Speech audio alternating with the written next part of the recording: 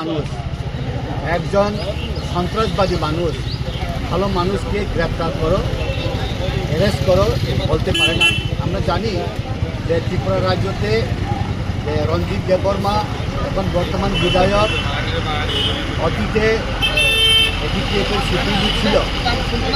ওনার নেতৃত্বে অনেক মানুষ প্রাণ হারা, অনেক মানুষ কি জনজাতি কি অজনজাতি অনেক মানুষের প্রাণ চলে গেছে।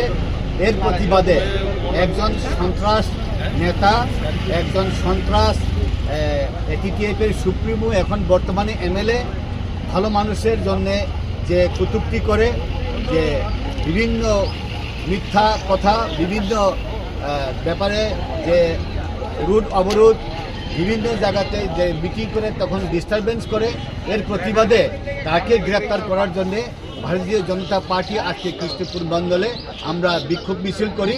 গ্রেপ্তার করতে হবে, গ্রেপ্তার না করলে আমরা আরও আন্দোলন করব।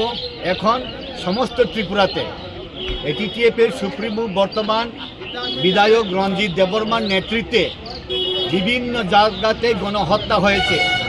যে গণহত্যা হয়েছে তাদের ছেলে মেয়ে বংশ একদিন জড়ো হয়ে বিধায়ক রঞ্জিত দেববর্মার বাসভবনে এমএলএ হোস্টেলে একদিন গিয়ে তাদের প্রাণটাকে ফিরিয়ে দিতে হবে, তাদের পরিবারদেরকে দেখতে হবে।